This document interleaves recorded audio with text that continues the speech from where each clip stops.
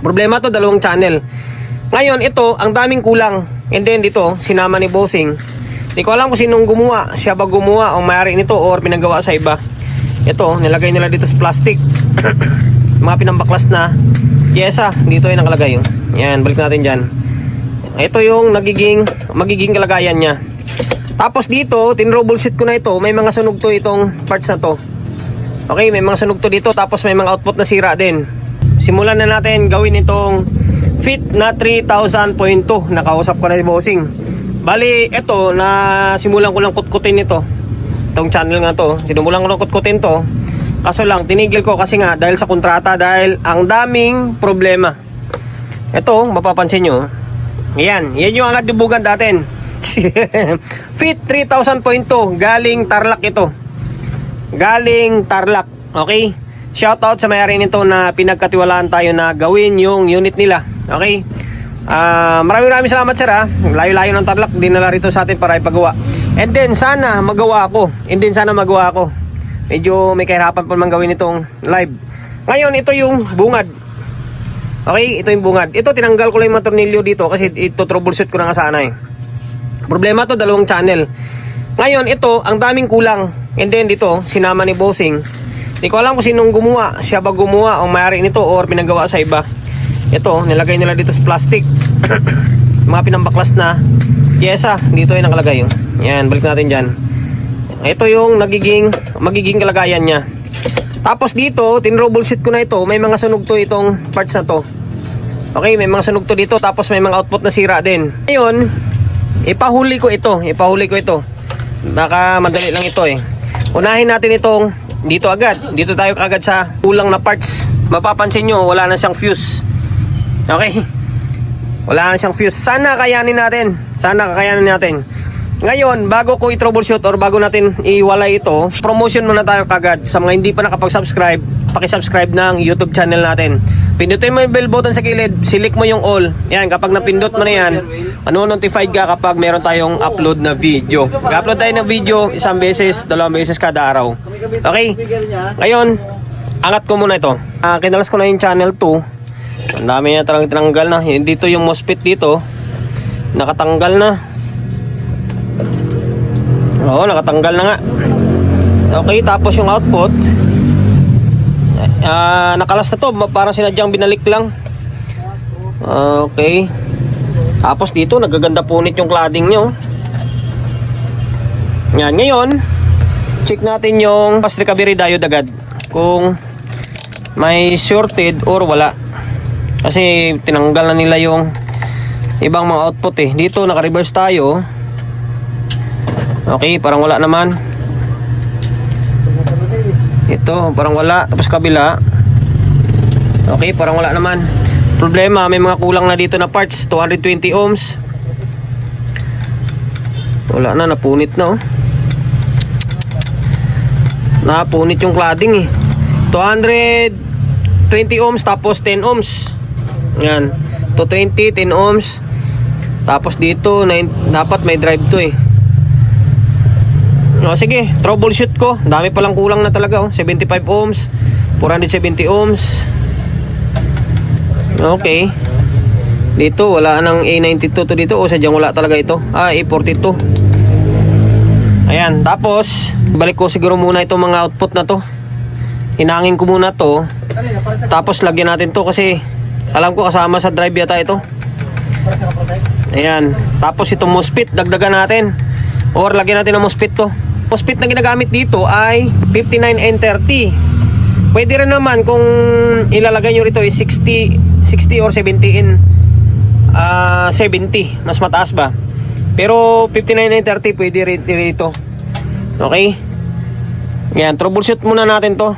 Ito, kana lang to. Troubleshoot video na lang kasi medyo malala yung trouble na nangyari. Ikukwento ko na lang yung mga ginawa ko. Okay?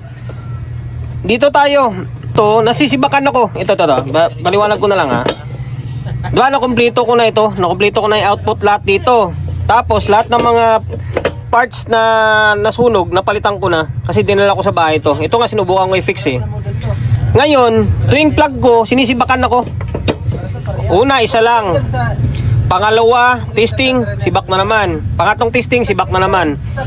Dito na side ah. Sabi ko, ubusin niya yung problema, yung output ko nito. Ngayon, nag-troubleshoot ako. Ito pala oh, shorted pala tong lintik na to dito. Yung SF18 yan, yata. Yung fast recovery na SF18 eh. Basta nakalagay dito. Ayan, pinaltang ko na to. Yung kabilang side, ginawa ko muna, tapos nilagay ko siya dito. Ngayon, ang problema naman, wala pa rin siyang bias. Tapos nakaprotect pa rin siya dito.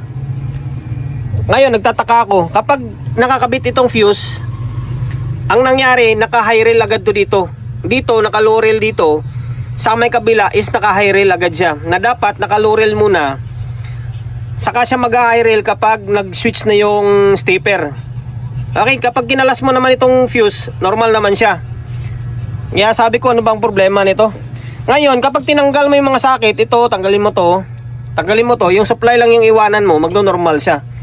Kaya sabi ko, nagdududa na ako, sabi ko, baka may problema dito sa may maliliit na supply.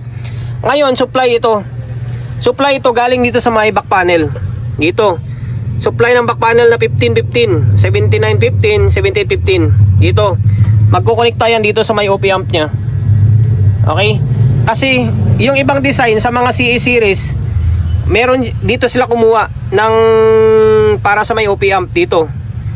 Magkukunik yan, papunta rito, tapos gagamit sila ng 1.5 na resistor.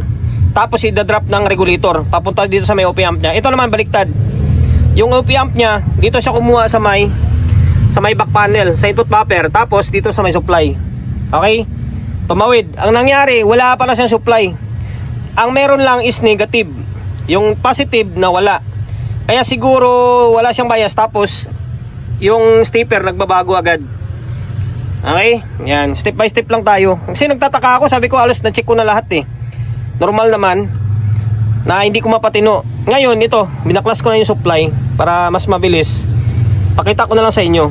Okay, tinanggal ko yung pinaka high voltage natin supply. Yung iniwan natin itong para sa may yung 1818. Ayan.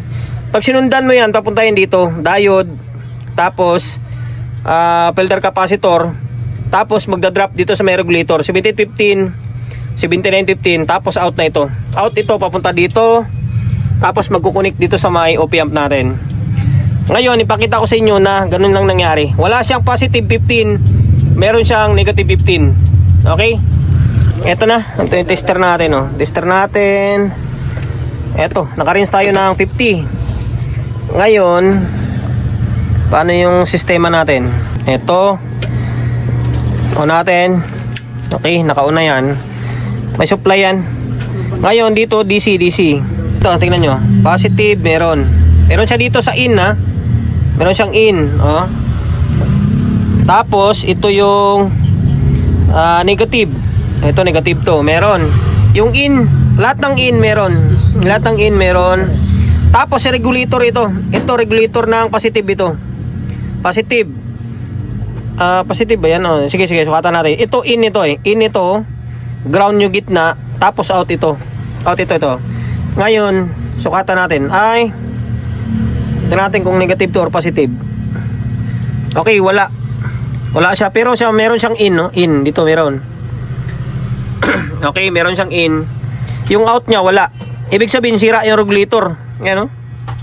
Tapos, itong isa naman ito is negative ito. Negative. Ground, tapos out. Pansinin nyo. Oh, meron siyang 14, 15. Ba, may supply na negative. Papunta dito yan sa may socket.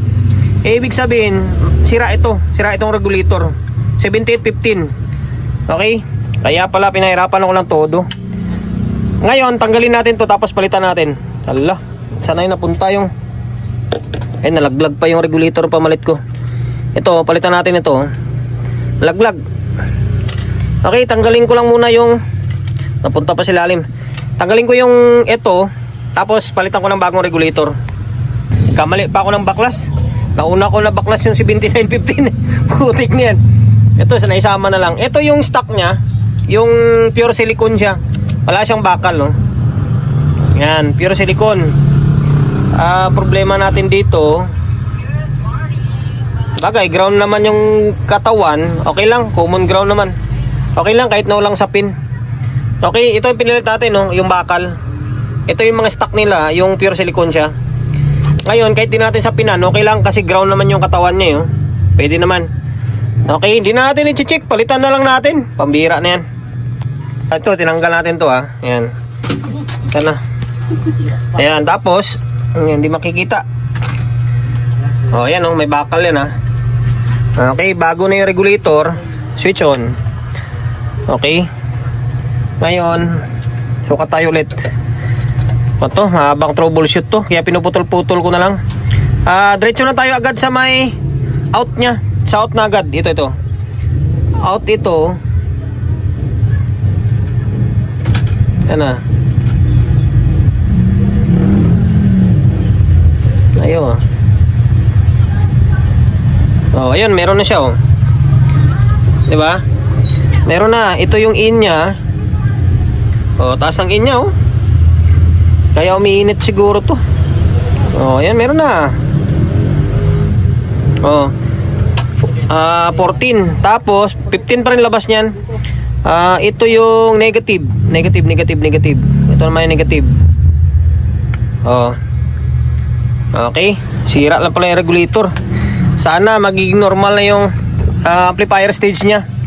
Ngayon, balik natin to. Tapos, yun na, troubleshoot ulit or balik natin yung pinaka main amp nya. Kasi wala naman na tayong makitang problema. Ngayon, balik ko yung trimmer niyan. Binalik ko na yung power supply natin. Ayan, step by step lang muna tayo. Isang channel lang muna. Ngayon, ito, naibalik na natin yung board. Kompleto na to, ha. Nakaraan kasi nito, ayaw bumaba yung protect, tapos wala siyang bias. Ngayon, nagpalit tayo, ha, kasi walang voltahe. 7815 ito. Focus. Yung 7815 to, eh. Yan, ngayon, yung bulb natin gumagana. Okay. Naka-protect. Ayun, nag-normal siya, oh.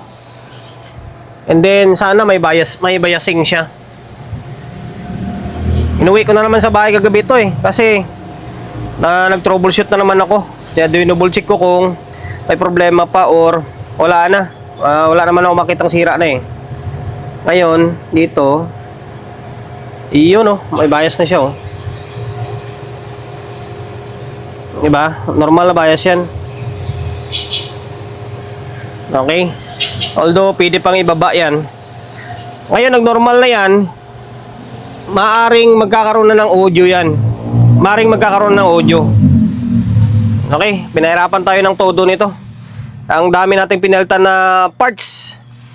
Ngayon, yung isa, pasensya na kayo guys, ha, pinuputol-putol ko na yung video kasi hahaba lang lalo. Ito naman, itong isa, although may mga kulang pa ako dito. Ito, isang output. Andito naman, naninibak din ito. Kaso ito, papalitan ko pa tong SF17 kasi nilagay natin dun sa may kabilang side. Garap pa tayo ng cost recovery diode dito. Kung mapapansin nyo, ang dami ko na rin pinalitan dito.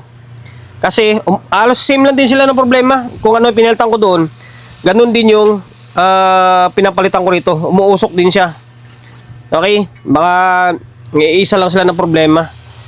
Ngayon, dahil normal yung isang channel, sige, maglagay muna ako ng audio. Lagyan natin ng audio to.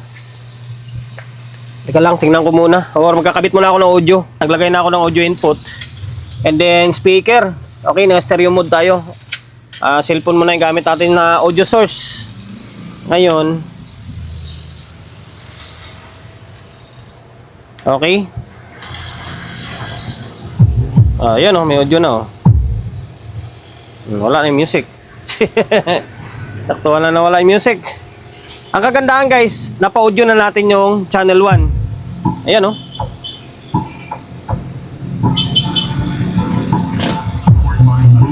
Makaka-copyright tayo. Ngayon, okay na. Working na siya.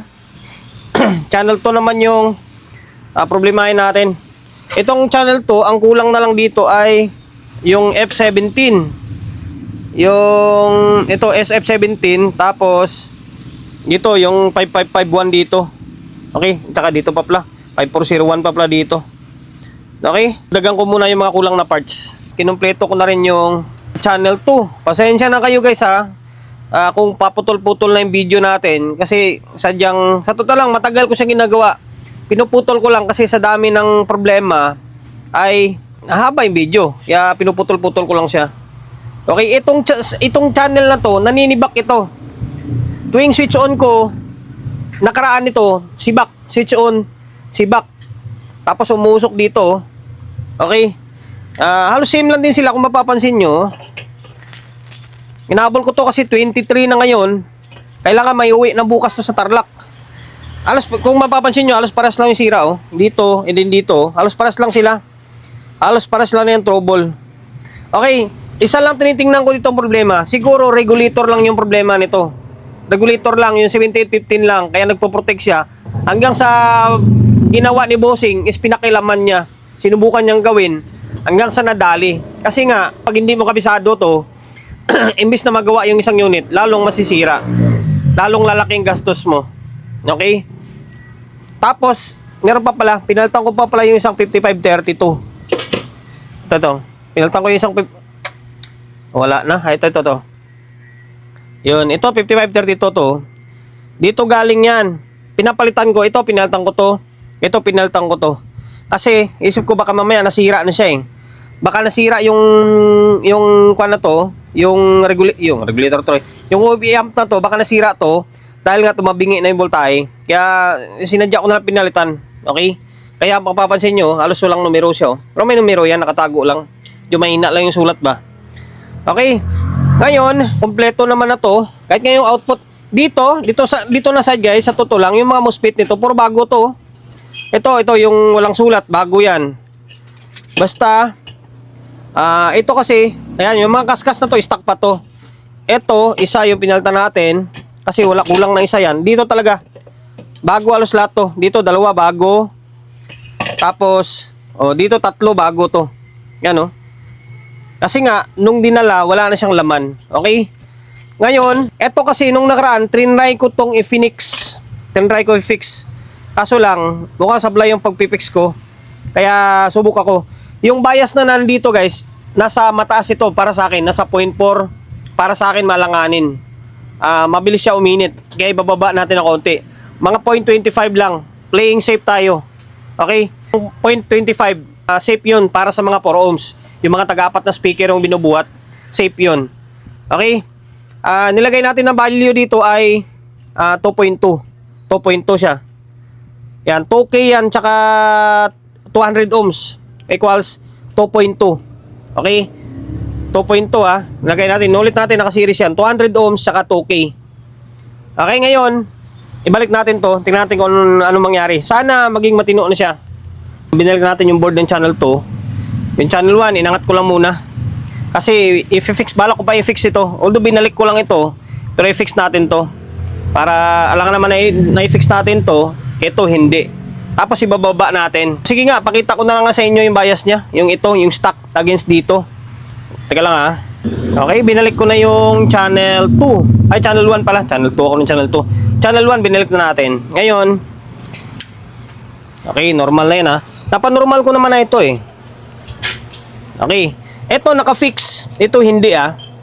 Naka-stock yung isa. Sa tingin ko talaga yung sira lang talaga nito nung una, regulator lang. Yung sa nadali lang ni Bossing eh. Ito yung stock. Ito yung stock ha. Yung stock ito. Pansinin nyo, medyo mataas talaga siya oh. Normal naman na yan, pero para sa akin mataas yan. Lalo kapag ipang-bibase mo yan, kwan yan, mabilis uminit. Ito yung kwan, ito yung Phoenix natin. Tingnan nyo, 0.26 lang oh. 'Di ba? Playing safe tayo. Safe na safe 'yan, yung ganung bias lang. Okay? Oh. Okay, so all right. Naging okay na parehas. Ngayon, hindi pwedeng i-fix natin ito. Ito hindi. I-fix na lang din natin 'to, siyempre. Pero pwedeng pihitin 'yan, kaso mahirap mag-calibrate 'yan. Ngayon, fix ko na para matapos na yung video natin, makapag-audio test tayo. Hindi ko na pinakita sa inyo kung paano ko tinanggal, hindi pinalitan. value nito ay mataas naman ito. 10K 103. Okay, 10K yan. 10K 103. 10 tapos dagdagan mo ng 3 zero. 10,000 10K. Yung Phoenix natin ay binago ko. Imbis na 2.2, ginawa ko siyang 2.4. Pinataas ko siya ng konti. Babagsak ng 0.26 yun. Okay, yan. Para sabihin nyo magsisinungaling tayo ano. 2.4 yan dalawang 1.2. Ngayon, ulit.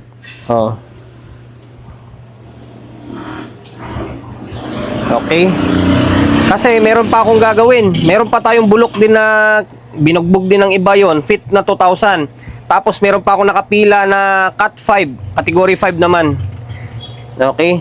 Pero yung cut 5 siguro by New Year na yon. Pila na yun sa... Ayan Ang ganda, di ba? Ang ganda ng bias niya Kahit sa turbulence, mababa lang yung bias nila. Sadya nila binababaan din. Okay, ayan Okay, normal na. Ngayon, magkakabit ako ng speaker and then audio input para matapos na yung video natin. Naglagay na ako ng speaker. Mamaya na natin to talian ng maayos pagkatapos natin vlog tsaka linisan. Okay. Speaker. Nanggal ko kasi may kumuha ng kabaon na sana yung speaker Kaso may kumuha ng unit na ginamit natin pang testing ulit. Okay, naka-stereo tayo. Ayan. Tapos plug in. Okay. Ano natin? Yan, naka-normal mode na. Sound check. Ayun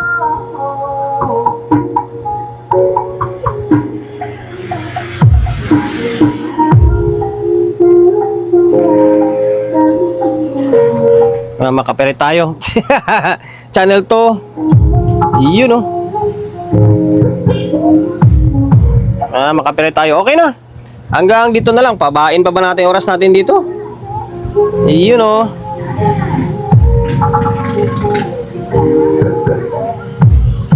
Okay, hanggang dito na lang. Makakampa tayo. Makapere tayo. Hindi ko alam kung meron akong ideya na naibigay sa inyo. Basta yung tip ko lang sa inyo, kapag meron kayong ma-encounter na unit na nakatulad itong fit na 3,000 na nagpo-protect siya, and then umuusok yung pyesa, tapos kapag napalitan mo, ganun pa rin, umuusok pa rin. Check nyo yung voltahe sa may OP amp nya, baka mamaya tabingi na. Okay? Ayun, dahil umabot ka sa part ng video natin na ito at hindi ka pa rin nakapag-subscribe, paki-subscribe ng YouTube channel natin Pinutin mo yung bell button sa gilid, select mo yung all. Yan, kapag napindot mo na yan, manonotified ka kapag meron tayong bagong upload na video. Nag-upload tayo ng video, 1 beses, 2 beses kada araw. Okay? God bless and then peace sa atin lahat.